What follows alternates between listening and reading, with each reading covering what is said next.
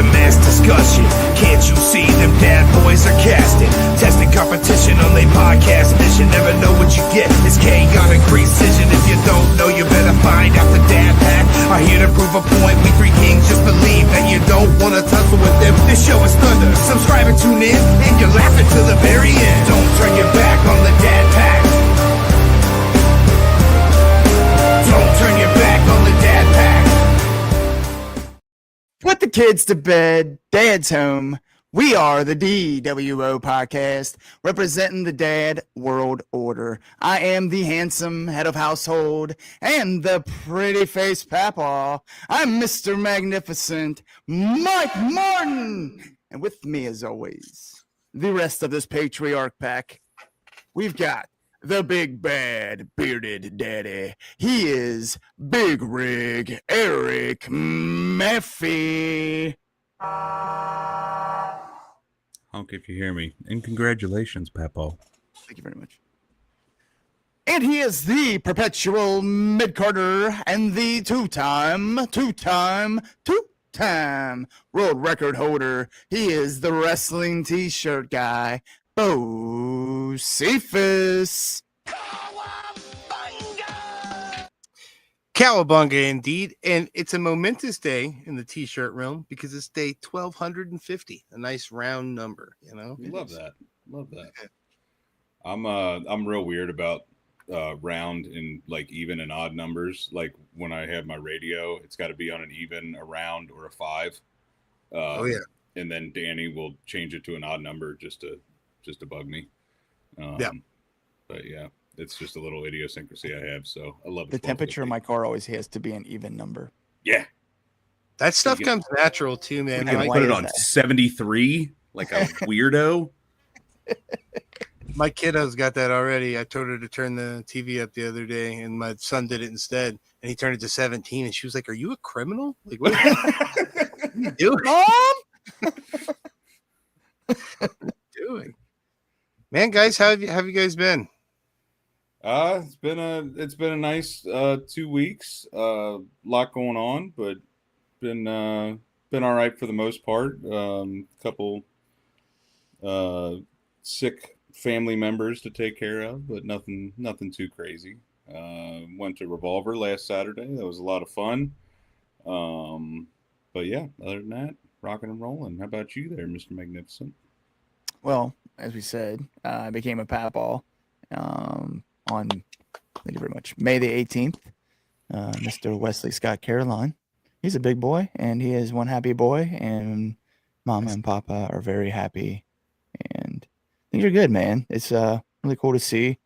It's cool to see everybody just, it's something so cool that's brought everybody in the family together again, centered, unified around something like that. So yeah, it's good times in the Martin household. Love that, man. Yeah, it's well, I think you were saying like a week ago, you were like, it's crazy the instinct that comes back. You haven't held an infant in how long, right? And then you hold him, and you're just like, oh yeah, I remember this. And just grab it, and it just felt, you got the one hand on the butt, and then the head in the crease of your arm, man. It just it's the best. Like, you want to sit down? I'm like, nah, just stand. Yeah, rock and bounce.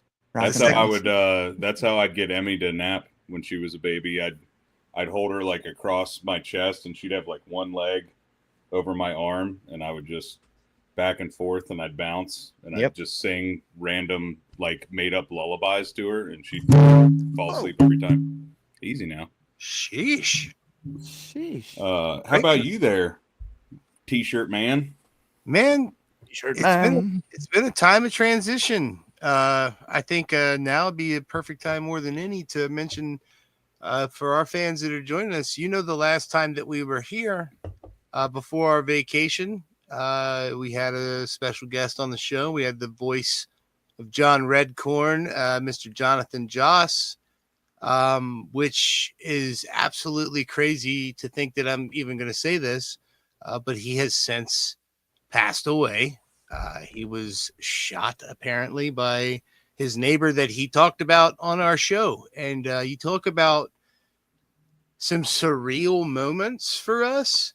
That text thread, when all that started to go down, was just kind of like I don't even. It felt like I don't know, like we never got to meet Jonathan Joss in person, but we did get to talk to him for quite a while on the chat before the show, and I've texted him a bunch, and I got to the point to where I was like, generally cared about this guy a little bit, and wanted to see him succeed, and to see that he lost his life in such a way, shot in front of his husband. I, I no need for any type of gun violence like that.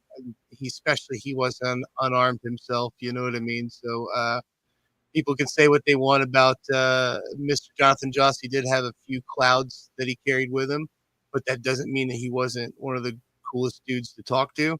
And I just hope that he can achieve rest and get some peace in his afterlife, because like I said, it felt like he's carrying some dark clouds with him. So we here at the Dad World Order, we just want to extend our condolences and say rest in peace to Mr. Jonathan Joss. And we were very very proud to be one of his final interviews. He did one more right after us on a podcast called dWo, which those guys put on a fantastic podcast too, by the way. Check them out. But you know what? It's there's a silver lining to anything, and far be it from me to do that. When he was on here, we got to hear about, obviously he's going through a rough patch and a lot of bad things that happened to him recently. But one thing that was obvious that brought him joy was, his newfound love and marriage, to his husband, and that was obvious. You could see it on his face when he talked about it.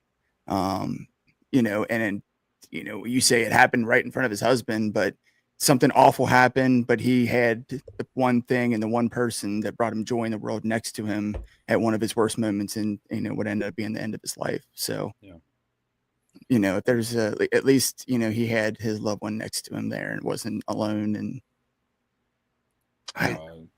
that's where my mind went. To think like the last time we sat down and did this, he was here with us, and we took our normal vacation. And that 2 weeks felt like 2 months because so much has happened in that time. And, Mike's become a papaw. And then, with him passing away, it was just kind of like this moment of like, wait, what the fuck? Like, hold on. We were just talking to this guy. Yeah. I mean, it's older we get, I guess, the more and more people we've known and grown up with, through the media and movies and other stuff. They start to pass with time, but that, there's something like that, such an unfortunate just act of violence. And that's, for me, I was thinking about it when you first told us, because you found out about it first, and it hit me so much harder than I realized. Like, A, it was surprising, but B, the fact that I had just talked to him 2 weeks previously. And I'm not saying we were close or best friends or anything. Obviously, it's the first time we ever talked, but you hear about celebrities passing away, even celebrities, you really like, and you're like, oh, damn, that sucks. But it hurt hearing that he passed, man. Cause it was just like, I got to he shared a lot of stuff with us. And to hear the way it happened too, it was just like, it hurt. It's a capsule of his life right before everything went rough for him in that episode, and it's like I'm thankful we did it, but I'm also we like that to immortalize him along with all his work that he's done, obviously. Yeah, but we're very lucky in the fact that we can go back and look on that episode fondly. It'll be a little bittersweet, obviously. And you said it best at the end of the episode, Big Rig. I don't know if you've rewatched it, but you said the last lines before you went into the spiel was, I'm going to remember this episode for the rest of my life. Yeah, I will. And, damn. Yeah. Wow. It's crazy. We really, I am. That's a guy that impacted my life. I mean, Parks and Rec, I don't think I've ever shared this, but that is like one of two like ultimate comfort shows for me that have gotten me through some really difficult times in my life where like I shut myself out and I watch that and I feel okay. And he's part of that. So King of the Hill is that for me. yeah, being able to speak with him and just unbelievable. And I can't, nothing I can say can, obviously bring any solace to his husband. Excuse me, but I hope that he's able to find justice for what happened and ultimately peace, and knowing that the time they had together, was special. So yeah, I got to give a shout out to Shelby. She commented earlier in our comments. Without her, we would have never had the interview with him.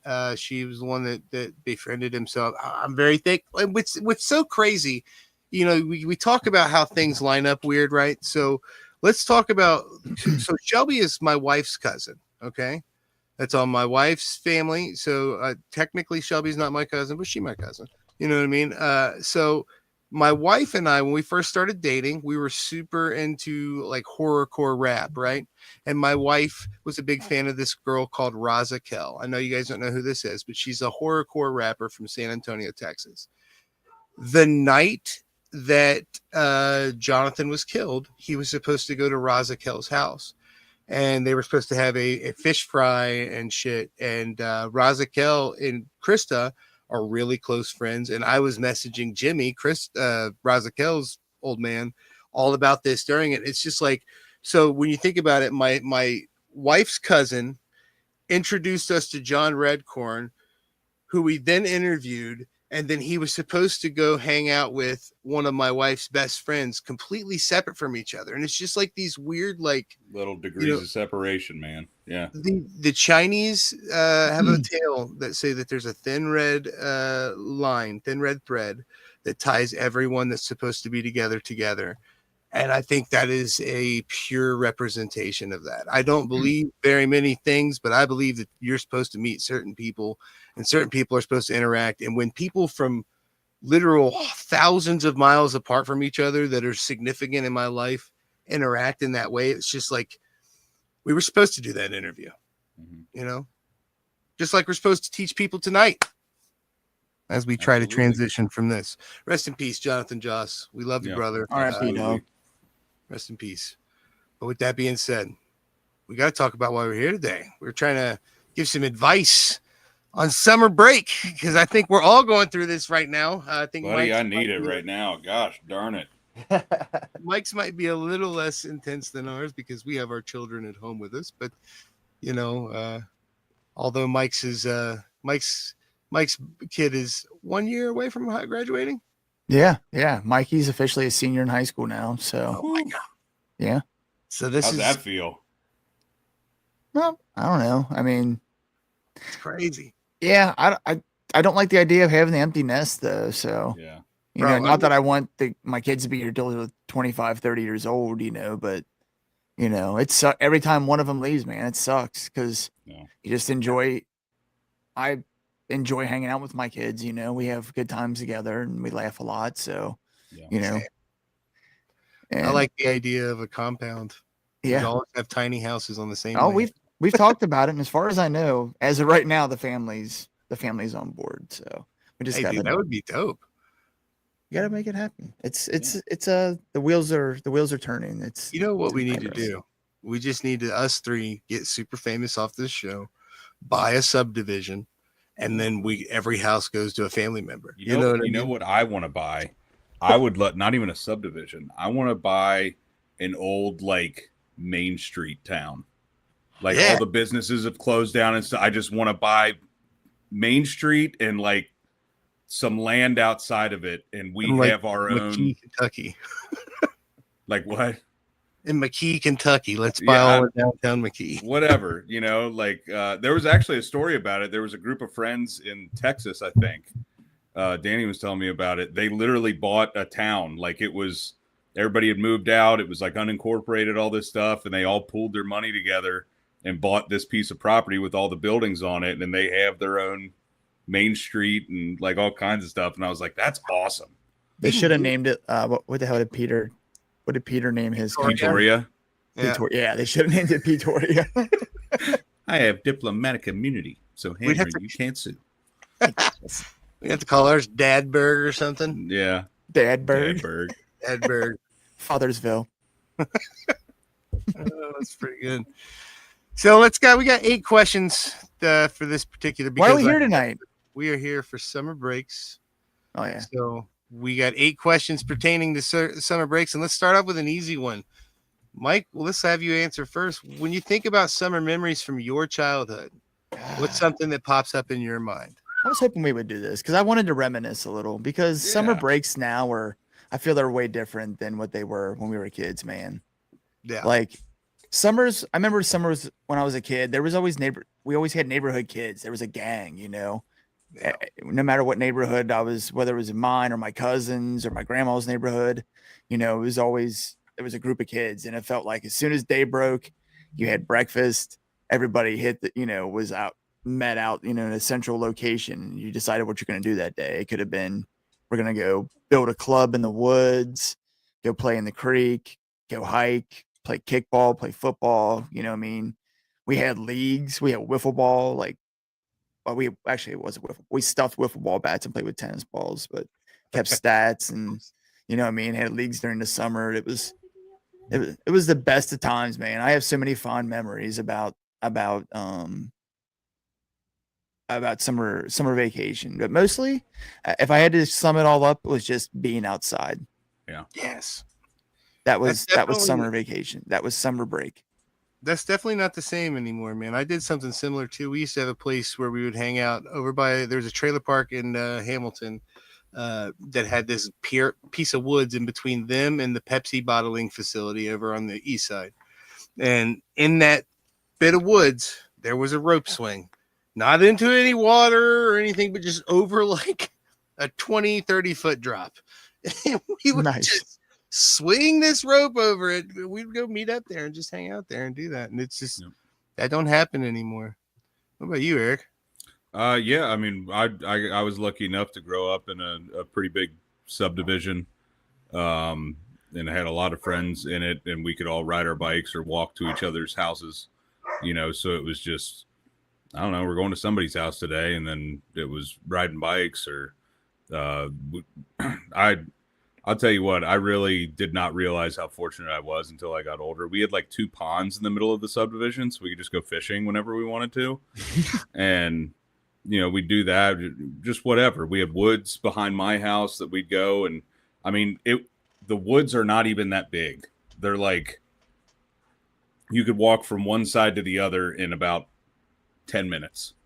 But as a kid, it felt like I was in freaking Fangorn Forest or something. You know what I mean? Like we'd get in there and, play army or whatever. Just getting in there and just having a good time.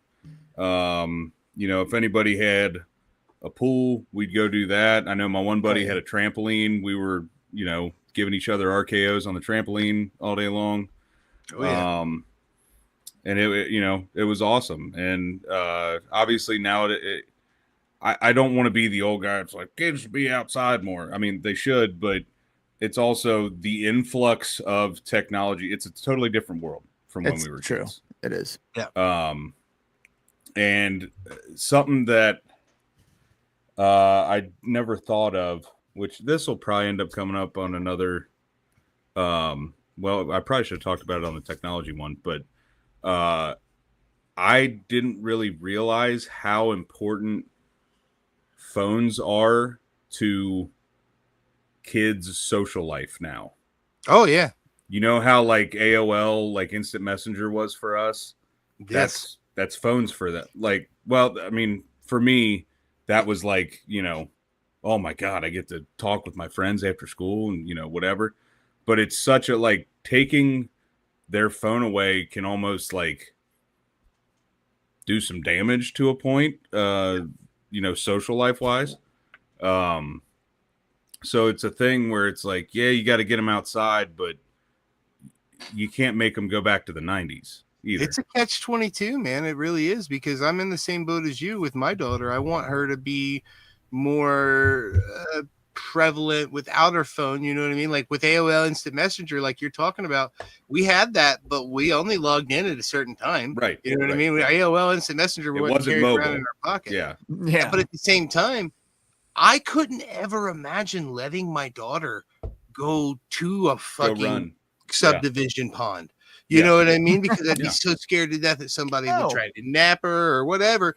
But with that being said, phones and, trackable, the air tags, those things make me feel much safer. So it's this like, oh, I want them to be less technology, but I also want them, I want to know exactly where you are at all times. You know what I mean? Like, yeah.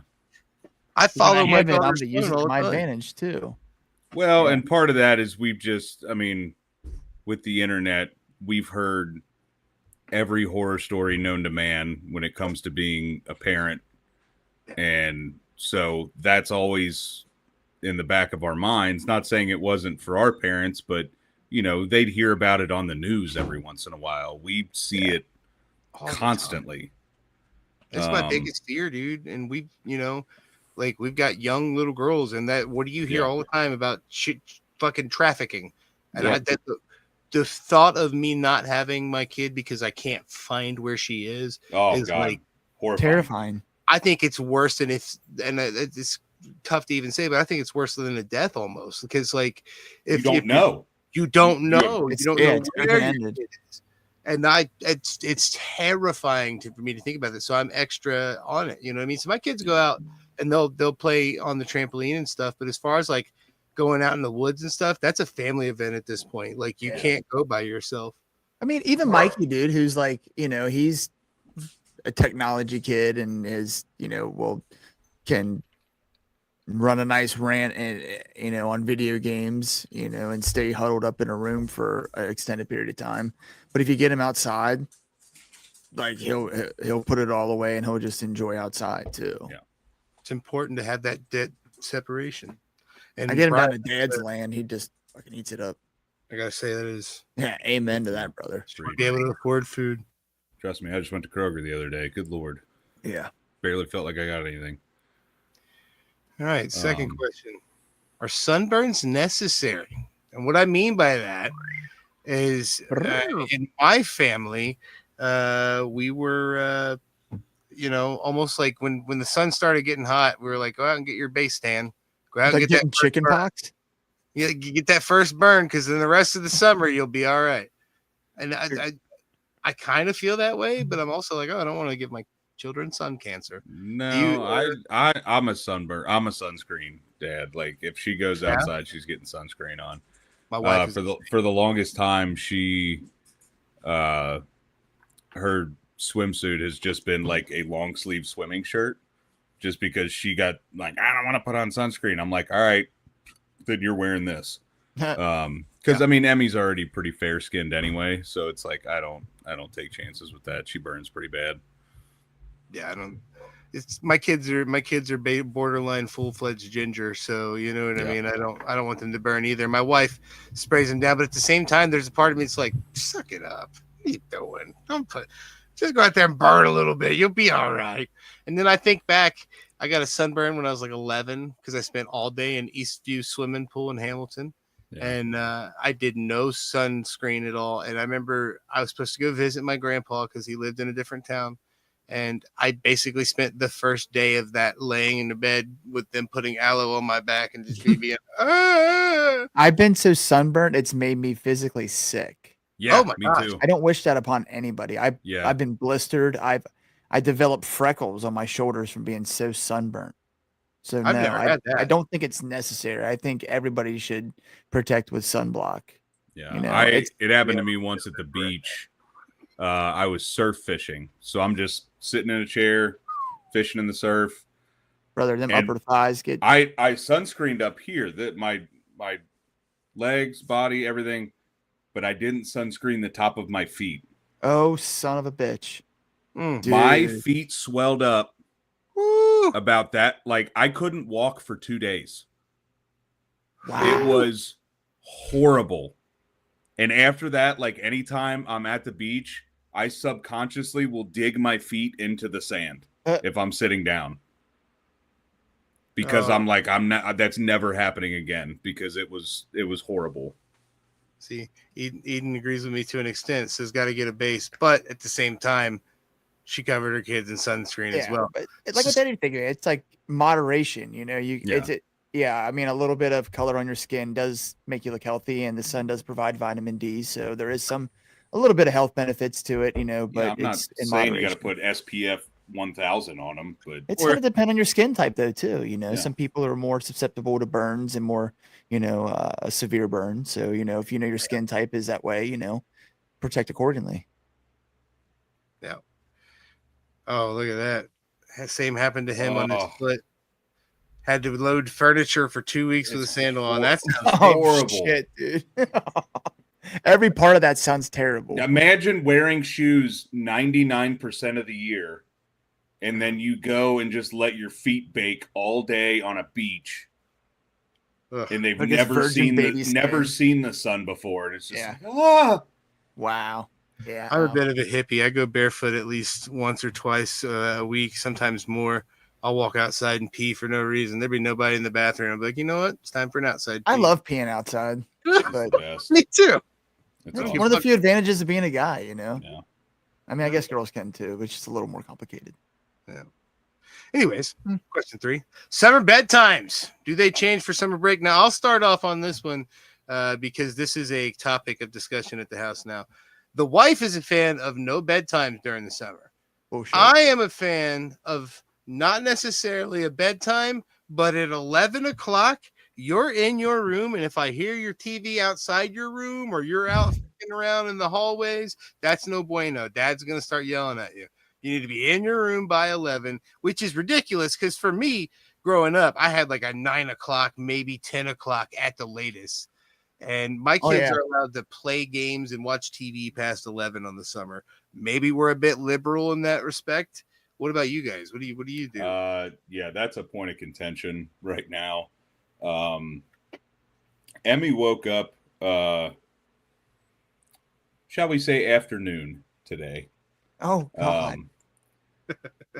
I got a text at 12:30. Emmy's still asleep, and I'm like, all right. And I asked her, I'm like, what time did you go to bed? She's like, I don't know, like 4. And I'm like, what are you doing? Yeah. And it's just, I understand it's summer. She doesn't have to do anything. And I was thinking about this too, because it's still relatively, they're a week out from being out of school, right? Mm-hmm. I think the first 2.5-ish weeks of summer break, you don't try to implement anything. You just let them, they just went to school for however many months. Yeah. Let them rot and decompress a little bit. And then, we're big fans of, we want to plan, not necessarily going on vacations, but let's plan activities, summer activities. Let's go kayaking. Let's go camping, fishing, whatever. Go to the pool. And that's when, middle of June, that's when it's like, okay, let's tone it back a little bit. For me, I'm not, going to make her wake up at 8 o'clock in the morning or anything like that, but let's be a little more reasonable on when we go to bed. Type thing. I want that's what I mean with the 11 o'clock thing for me. I just want them to have personal responsibility, knowing like, hey, you want to go to Kings Island tomorrow, that's fine, but if you stay up till 4 and I get you up at 9 to go to Kings Island, and that's like Eden says here, no summer bedtime. I'm with it, but I want some structure with it somehow. I think it depends on what's going on the next day. Like if you said, if you got Kings Island the next day, yeah, like, hey, let's be reasonable about when we're going to bed. Yeah. Because also, if we're going to Kings Island all day, I do not want to drag your pill butt around. Yes. I'm tired. Well, whose fault is that? Yeah. You knew this was coming. My What kids about you, were Mike? my kids were pretty good about like governing themselves about it. Like I never really had to implement much.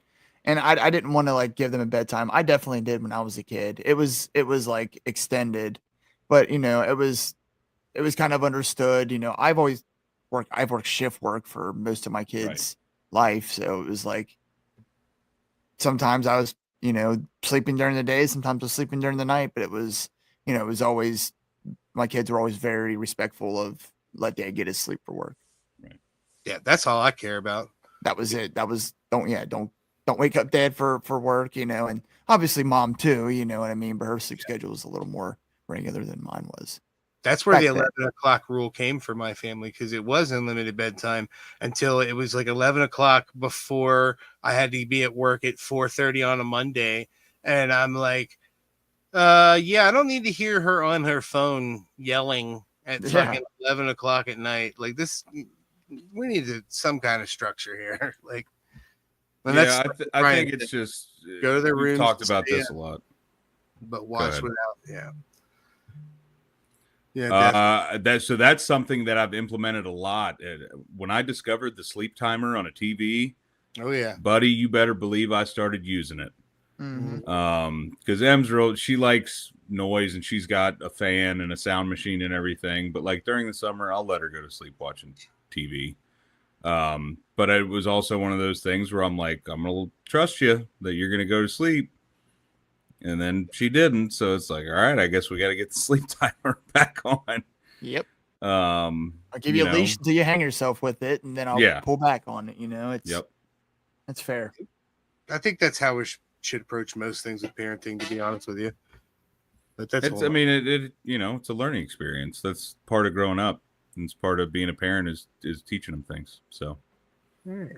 Next question here, we got summer parties and sleepovers. Okay, when can you trust them and when are they appropriate? And what I mean by trust them, let's say your kid comes up to you and they're like, oh, I want to go to Jessica's house this weekend. Her parents are letting her have people over for a sleepover. You've never met Jessica's parents.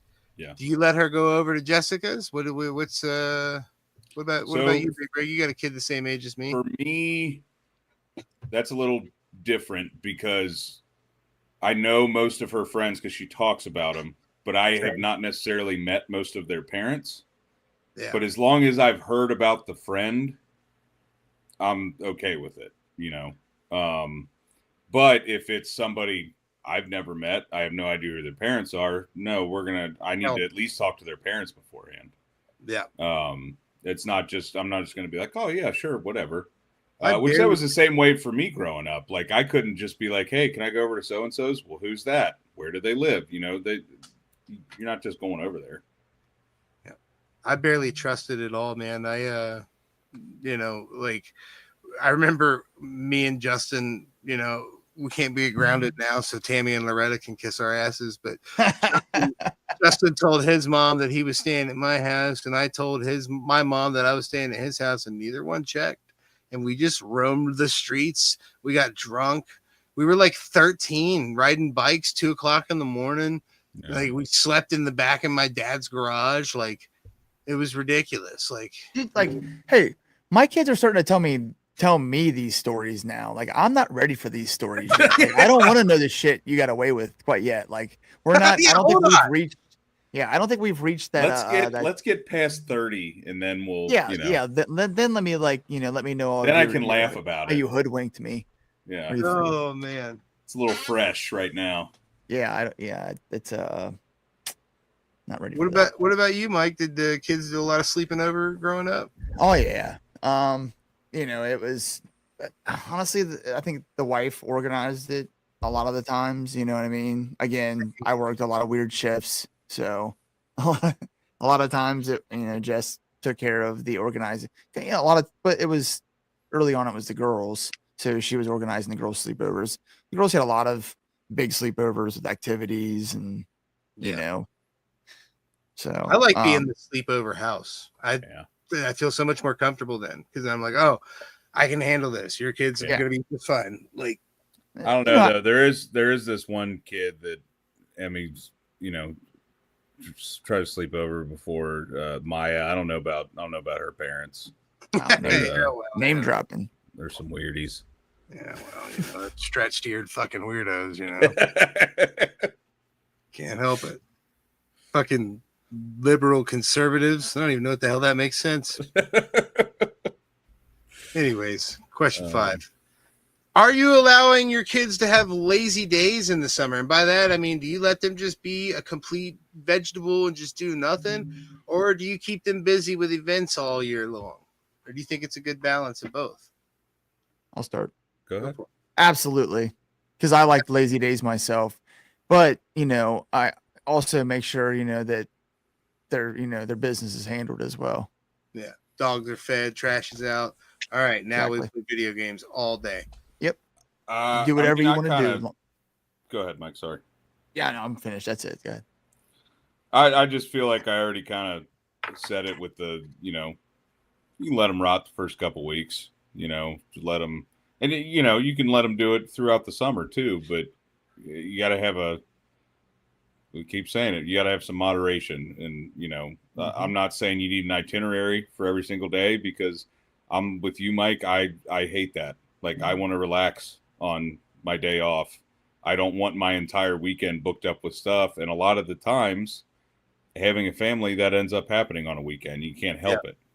So if there's a day where we can be like, you know what, we don't have to do shit today, I'm going to do it. Yeah, absolutely. I like it like that. I want to have, I think it's important. And sometimes, like, I know this is completely not to do with summer break, but I'm a big proponent of randomly on a Tuesday sometime and, the start of the school year, take your kids out and go do something cool. Yeah. For no reason at all. Don't tell them shit. Just show up at, like, I don't know, an hour after they've been at school and take them and go do something cool. Yeah. It's all, I just think that moments like that are important. Key moments, You know what I found out? I don't know if your kid's school does this, Steve, but apparently, like, once, like a quarter or once a semester, we as parents can do what's called an educational day, where we can give them an excused absence if we're like, yeah, we're taking them to the children's museum or what, and it's going to be educational. And I'm like, I mean, I can tell them whatever the hell they want to hear and just take my kid to go do something fun. You know what I mean? Yeah. Like, you don't have to prove it. Yes, he was in Vietnam. You know what, though? Like, I don't know. You guys' kids are younger. So my kids that are older, I'm at this point now to, like, dude, I haven't been to the zoo in a long time. Oh, the zoo's awesome. So, like, yeah, I'm sure so much has changed since the last time I've been. So it's like, I want to go, with kind of like now I don't have to worry about, chasing little kids or feeding little kids or wanting to worry about what they want or what they want to do, keeping them happy, yada, yada, yada. I can go take in the zoo as an adult and appreciate what it is, because they got a bar there. Well, bro, Mike, in another 5 or 6, 7 years, you're going to be able to get another refresh on the zoo, because your little grandson's going to be able to walk around and see giraffes and shit. You got to take him to go see giraffes and shit. Oh, yeah, for sure. Lions and tigers and bears. Dude, they redid the elephant exhibit finally, and it's awesome. Like, it makes the old one look incredibly sad. I have a cool elephant story. Yeah. So when I was in college, I was in a fraternity, and we had some sort of event with a sorority, and the circus was in town, and we had a watermelon eating contest versus circus elephants. What? Yeah. Really? I haven't ate watermelon since. Yeah, I'll bet that was rough. No salt. Someone set us up for that now. I would immediately would love to compete against an elephant in anything. Dude, so, I remember eat bananas versus monkeys. Bro, by the way, I'm side noting as fuck, but I gotta acknowledge my wife. I always love banana pudding with the vanilla wafers and shit and sliced bananas. But I've been eating a lot of lemon pudding lately because they make them in these little cups. And I kept thinking, like, man, I really want to do banana cream pudding, but with lemon.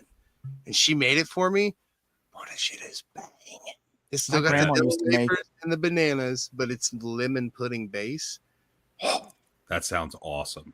My grandma used to make lemon meringue pie. It was like one of her signature things. I love lemon. And yeah, dude, I've never had lemon pudding in anything but anything else. But lemon meringue I pie, love lemon baked goods. Yes. Like lemon I cake. Cakes, saw this one the other day. It was like a blueberry cookie with like a lemon cream filling, and I was just like, oh, bro. They have a lemonade blueberry cheesecake available at UDF right now. Ice cream. yeah. Lemonade with bits of fucking blueberry cheesecake in it, and it shit is so good. Yummy, yummy in your I tongue. just love that lemon zest, dude. Oh, Yeah. it's so good. Hell yeah. So good. Episode 6, question 6. Infants in heat. Now, this is a question that Mike can definitely give some opinion on because he's got a fresh infant in the family. With an infant, and I'm saying 9 months and under, do you take them out in the sun? Do you give them any sun? No, Do you, absolutely not. No. so It's you know, too much risk. I Yeah? think there was a story about me as a really, really young, like I got brought outside and unnecessarily burned. Yeah. Yeah. Damn. So, So I mean, an infant's skin is so fair at that time. I mean, it's, it's honestly, the less you bring them around, then I don't know, a little bit of walk, but again, very, very, very, very much moderation. Yeah. Extreme, baby safe, Bucket hats are your sunblock. best friend. Yeah. this is a Clothing, hat, close keep to them that. covered. Get them outside, get some fresh air, but keep them covered. There's breathable, fabrics that you can put on them.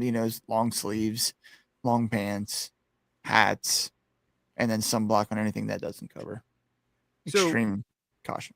If you, regardless of whether you're outside or not, are you a proponent of teaching infants to swim? Oh Or do you yeah, think that should be something that kids do when they're like toddlers? I mean, isn't it like known that like infants have like a natural instinct to swim in water? So I mean, I feel like the earlier you get them more adept to that, and it's secondhand nature, the less chance you have to have accidents and I stuff. can't swim. I don't know if you guys knew that or not, but I can doggy feel like, paddle. I I'm feel not like surprised. that checks out. Yeah, I'm not surprised at all.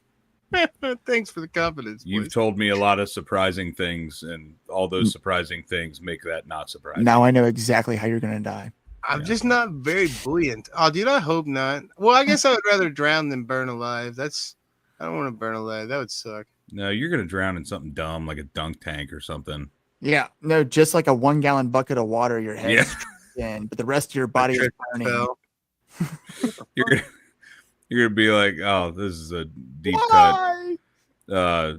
Mike, you watched Brooklyn Nine-Nine, didn't you? Oh yeah. There's an episode where Hitchcock is like sleeping in the break room, and he's like, I put Hitchcock's hand in a bowl of water so he'll pee himself. And Scully's like, wait, you put him near water? And they go back in, and his face is just in the bowl, and they're like, he's drowning.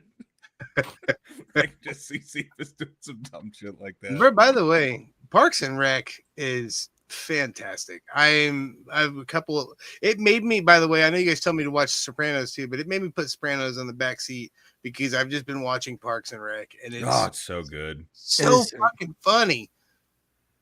And And it it just changes gets like funnier. as characters fall off and come in and characters evolve. It just Andy and April and Have you met Jeremy Jam yet? Yes, I have. Oh, Yeah. Such a good character. hate that dude. Yeah. Here. See, look at that. There's a comment from earlier.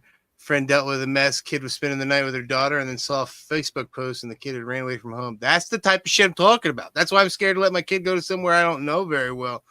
I don't know. I just terrified that my kid's gonna be like, oh, let's go over to Jessica's house. And then Jessica's like, guess what? My Uncle Steve's got crack in his car. Let's go fucking drive it and smoke it. I don't want that to happen. You know what I mean? Well, you know what? Before I had my first child, I had an uncle who gave me, what I believe is one of the greatest bits of advice I've had as a father, and is you can't be present for every moment in your kid's life, and the best you can do is teach them to make wise decisions for when you're not there to help them. Yeah. That's the same kind of thing. At my wedding, I asked Krista's dad, how do you let your daughter date somebody that looks like me? And he's like, well, you just got to hope that you raised him well enough to have good judgment. Okay. Yeah, Reason. for sure. My father-in-law said, "No returns or exchanges."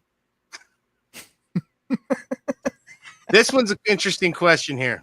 Punishment during fun situations. So let's say you're on a family vacation and, regardless of let's say they stole a piece of candy or something. I don't know. They did something that is absolutely punishable. Just acted But out of turn. but you are at Disney World or something. Do you inflict that punishment right then and there? Do you let that punishment weigh over them? Do you ignore it till you get home? How do you deal with something like that when you're out of town and you're supposed to be having a great time? I guess it depends on what the crime is. Yeah. I mean, Yeah. I feel like you deal with it, not necessarily like right then when it happens, but like when you get back to the hotel or house or wherever you're staying, I would deal with it, because the lingering, we're going to deal with this when we get home a week from now, I feel like would put more of a damper on it than getting it out of the way right then and there. So Well, let's say they did something that's groundable. Okay. Do you say, hey, at this vacation, we're going to have a good rest of the week at this vacation, but when we get back home, you're grounded? Is that what you would do? Yeah, I could see doing that. Well, you, Mike. So things have changed a lot. I mean, I guess I feel like, I don't know, I wouldn't say significantly, but have changed a lot, I feel, since my kids were little and we were on like family vacations and stuff. You know what I mean? Because to me, when we say this, I'm like, I'm not, my kid would get a swat on the butt in public, you know what I mean? But nowadays, you got to think twice about doing something like that, you know what I mean? Because you're going to end up on somebody's, viral video or something as, Yep. being an abuser. But, I've dealt with some very, very extreme, punishable offenses while in the middle of vacations. And sometimes it's been a conversation, and then in punishment enforced once we got back off vacation. Yeah, it's interesting to me because we're getting to the point where my kids are going to be old enough to, because one of my first big things I want to do with them, like going somewhere far, is to take them to WrestleMania. And I've been training them. I took them to the Royal Rumble in St. Louis, and I've been taking them to other events and stuff, trying to see how they react. And I just worry I get out there and I get temper tantrum 300. I don't know how to react to it, Yeah. True that. With that being said, our last question for the night, it's kind of along the same lines, and it's basically, are family vacations worth the hassle? Is it something that you think is absolutely important to do? And does it always have to be like a big extravagant thing, or can it just be the beach? Like what are they that important? Do you think it's important for bonding, Eric? I do. Yes. I was fortunate enough. I went on a family vacation pretty much every year growing up. And I was fortunate enough that I got to do it with my mom's entire extended family. So all my aunts and uncles, all my cousins, we'd all, pool our money and get a beach house somewhere. And those are some of my fondest memories growing up. I mean, you want to talk about just something you look forward to the entire year. I mean, it was something we'd be on the vacation planning next year's vacation because we were looking forward to it so much. And now that I'm a dad, family, everything like that, like I want to take it doesn't have to be the entire extended family, but I want to have those experiences with my kids. Yeah. I want to, and it doesn't have to be, you don't have to spend $5,000 on the vacation. There are plenty of things. Do a road trip, find a fun road trip to plan out where you can stop and see a bunch of goofy, here's the world's tallest rocking chair, whatever. Just find, even if it's a weekend camping trip, stuff like that where you can disconnect and just be together as a family, I think is very important. And just absolutely, Eric. I mean, and you guys, as having kids that that are older now, you know, and we've been through family vacations, you know, kind of getting retrospect on what the kids actually retained and remember. Mm-hmm. We brought our kids to Disney World twice. My kids don't remember any of it. Just to put that in perspective. Yeah. How many thousands of dollars were spent on Disney World, and we have pictures, but the kids don't remember the experience at all. Well, it's like Lincoln. But you know, we've had other vacations. The last one we did was the East Coast tour. We visited Philly and Boston, Hershey, Pennsylvania, those kind of things, and that was great. That was the last family vacation together. I know there was bitching and arguing because we're a family of 5 and that happens, you know what I mean? But my lasting memories are none of that. They're all very, very fond and great memories. Even some of the bad ones though, even from vacations gone awry. Now that the kids are older, we all can like look back and laugh about. Right. So family vacations are definitely 100% worth it. You think about all the stuff you've learned over the years, and you become retrospective of moments like that, and you're able to find those silver linings even in vacations that may have gone awry. I think you've got the right mindset, you know what I mean, to be able to, yeah, we may have missed our flight or whatever it was you guys ran into. You may have done this, but we were still able to have this.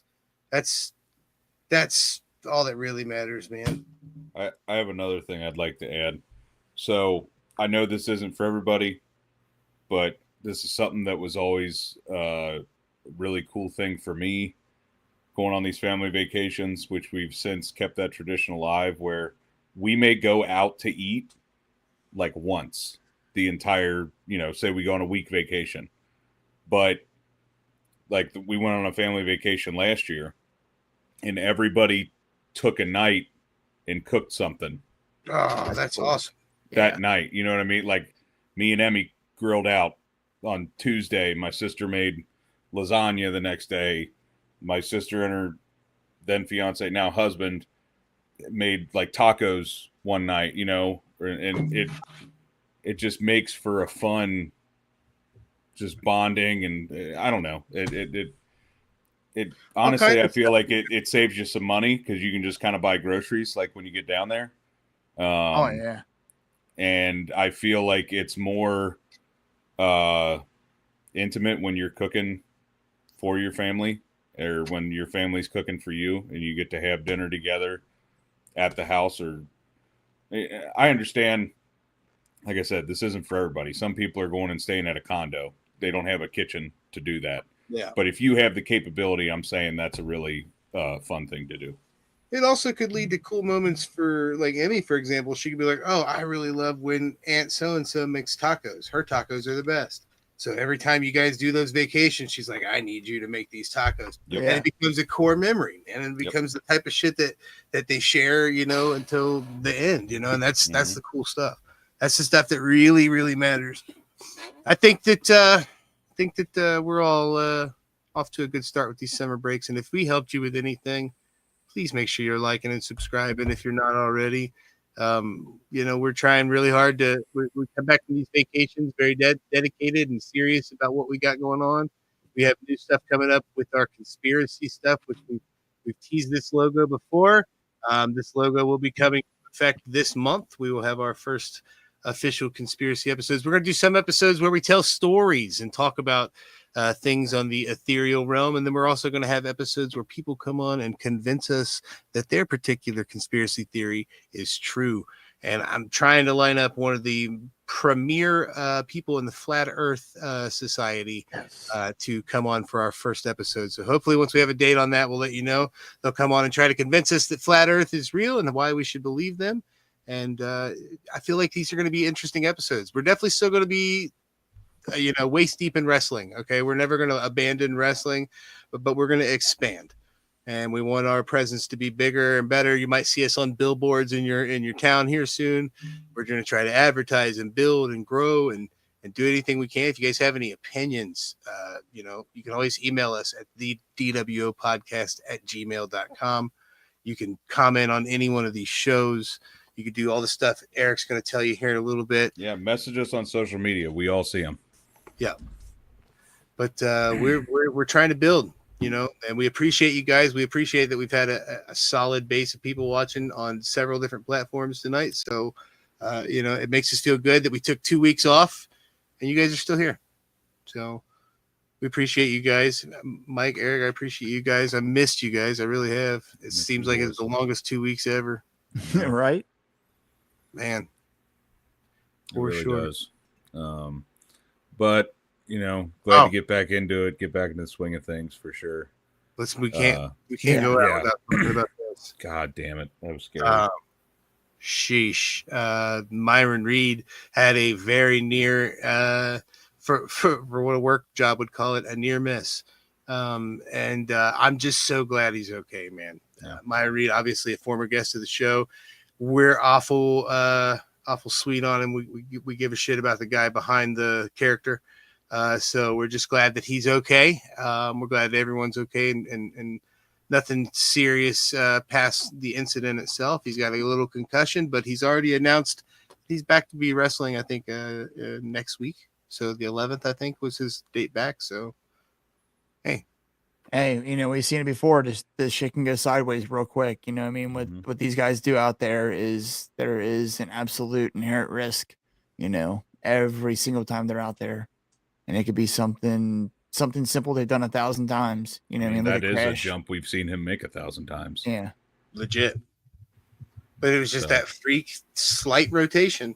Yep. You know what I mean? It was slightly different than before. I'm sure, we've shared the clip amongst each other and watched it when it first happened. I'm sure he's just glad that he didn't injure Kelly in the mix of it. You know what I mean? Like it was bad. It could have been much worse. So thank God.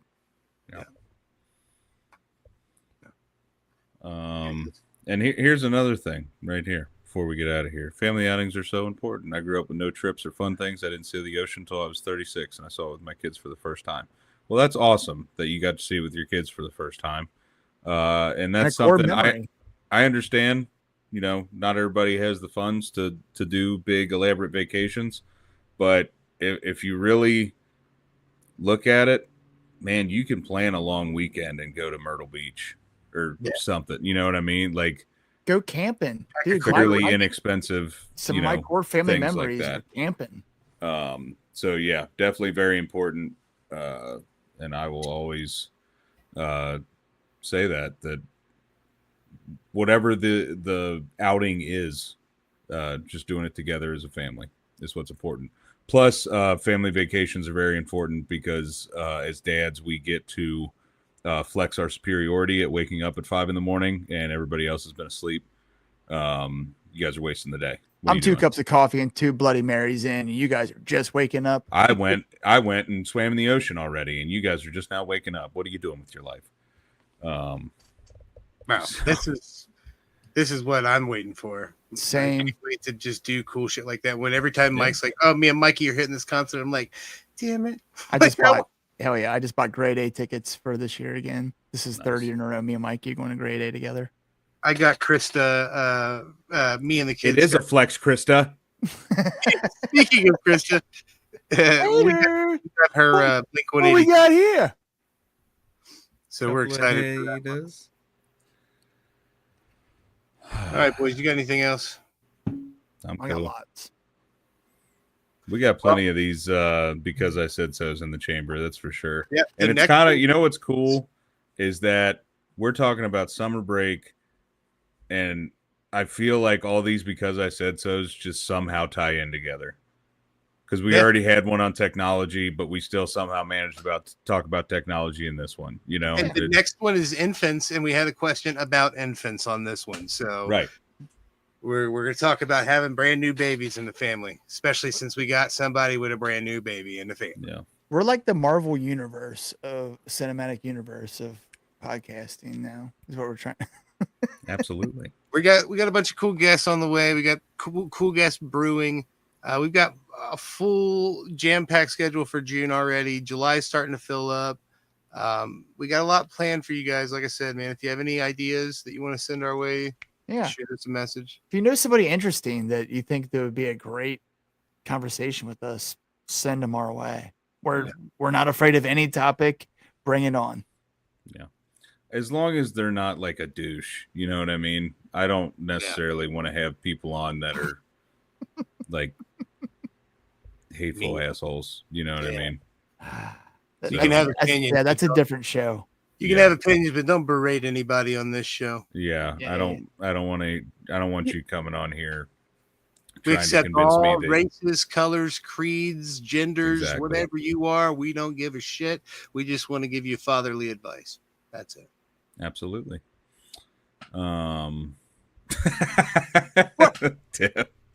Shit. Or some chick talking about her nipples. Yeah. Yeah. For those of you who don't know, Happened one time. that episode is no longer on YouTube. So that one got taken down pretty that quick. one got taken down. So, you know. Yeah, don't come on here and talk about your nipples. Or did like it? 5 minutes into the episode. Or did it? It's out there somewhere. Who knows? Well, you boys got anything else before you head out of here? Love you, boys, man. I've missed Love you. I'm excited for this month. I'm excited for the rest of this year. I'm excited for some growth, and hopefully we see some really cool shit this particular 6 month break, 6 months of shows before our next break, which I believe we have set for October. Is that what we have it set for? I can't remember. Probably something like that. Or isn't it like post Labor Day? Are we doing September or no?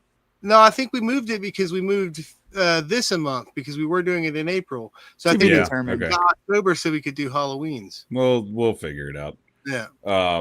But also, sorry, one more thing. Family outings going on one towards the end of June. I've gone to a lot of concerts in my life, but I have never been to a hip hop concert ever in my life. I've only been to rock concerts and country concerts. Okay. And so I'm going to one for the first time with Danny and Izzy, and we're going to see Tyler, the Creator. Oh shit. So, sir, that's not just a hip hop concert. That's a motherfucking genius concert. That's an experience. So I'm pretty pumped about that. I don't know any of his songs at all, but I'm trying to catch up. It's like going to an indie wrestling show and knowing nobody. Yeah. Make me. I've listened to the songs because they listen when we're in the car. Yeah. I don't get to plug my aux in. It's no, obviously not. Yeah. Your music is shit. Like my music sucks. And shit. Yeah. You're making my dreams come true. No, I was driving. I was driving Izzy over to her friends the other day, and I think I was listening to like Whiskey Myers or something like that.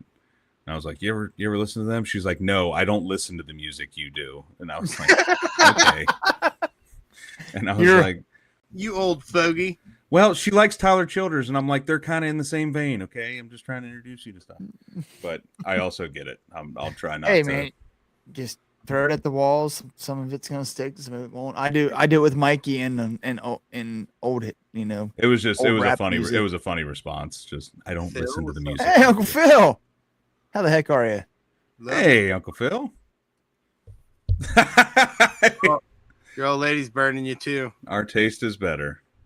I love you too, honey. Thank you so much. I'm aware your taste is much better. Honestly, that's my girlfriend Danielle. She is an absolute guru when it comes to music. My wrestling, her music's that for her. The music history and stuff, like we'll be listening to a song and she will just take me on this journey of, hey, this is how the song came about and this has this meaning. Like there's what's the Fleetwood Mac song where she like she wrote it about the guy that she used to date in the band, and then they were doing a live version of it and she sang it at him. She's just looking at him like, you piece of shit. Yeah. And like I never knew anything about that. She's like, oh, you got to know about this. And I'll tell you what, I have never seen anybody hit so many like drum fills and guitar, like air guitar riffs, just listening to songs. I mean, showed it like out of nowhere. I think we've all three proved that it's important to have an old lady that's cooler than you. Yeah, for sure. She's definitely cooler than you did. I'm 100% aware of that. I think we're all in that situation. I think that's a good thing. Our wives keep us humble. She's the cool one. She's the funny one. And I'm just here to keep on keeping on. I got my talents. I cut the grass, okay? Yeah, me too. I do the numbers. I do the numbers good. Oh, you drive yourself. Hell yeah, boy. Who's on this Thursday? How do you say that name? Is it Rika? I think it's Rika. Yeah. Rika Wildly. They're out of shit, I can't remember. They're out of somewhere. We should have a new theme song here soon. I've been talking to that guy on text that we met online. I'm sure you guys know what I'm talking about. But we have hopefully a new theme song coming for our conspiracy episodes, which would be pretty cool. Wait. Gonna be awesome. Dude, every time we have a Because I Said So episode, I start singing the theme song to it, and we don't have it yet. I know. I'm waiting on that, but that guy is, artists take time sometimes. 'Cause I said so. I can't wait to hear that for the first time. It's going to be amazing. We may not having to go to the other guy for that one. Who knows? We'll see. Who knows? As always, we have been the dWo podcast. I am Big Rig Eric Maffey. He is Mr. Magnificent Mike Martin and the pretty faced Paul. And he is the one, the only, the wrestling t-shirt guy with a keyblade. You are not the keyblade master. Put that down. I don't see you rocking a fucking keyblade. You stole it from me, is what you did. I love that you have a keyblade. It makes me so happy. Make sure you check us out on all the socials at DW_podcast, Facebook at the DWO podcast, TikTok at DW_pod. Get that dad merch at Pro Wrestling Tees, TeePublic, or message us directly. And yeah, like, comment, subscribe, share, all that good stuff. Seriously, the more you comment and stuff, the better. We love interacting with people, especially people that love our stuff. I actually met a fan of ours in line at Kings Island the other day. So neat. Emmy was wearing a Revolver shirt, and he was standing there with his daughter, who looked like she was maybe a couple years younger than Emmy. And he was like, I'm going to take you to that here soon. And I was like, you like Revolver? And he's like, yeah. I was like, my podcast is a sponsor. He's like, oh yeah, I got you on my podcast. And he like showed me on his Spotify, he's got subscribed to us on there. And I was just like, Hey. Isn't that neat? He was like, your advertising works. And I was like, hell yeah, brother. It's like that message we got a few months ago that was like, hey, I subscribed to your podcast because I saw your sticker at the gas station and wherever the hell it was. I'll be sticking our stickers on all kinds of shit. Yeah, it's awesome. But yeah, the lines were really long the other day, so that made that line not as long because we just talked wrestling forever. So that was really cool. Oh, yeah. Yeah, and of course, his daughter was like asking me all kinds of questions. She's like, "You're a streamer," and all this stuff, and Emmy's just like, "Here we go." My dad's a nerd. Dad's a nerd. But yeah, I lost my train of thought. Until next time, top dads.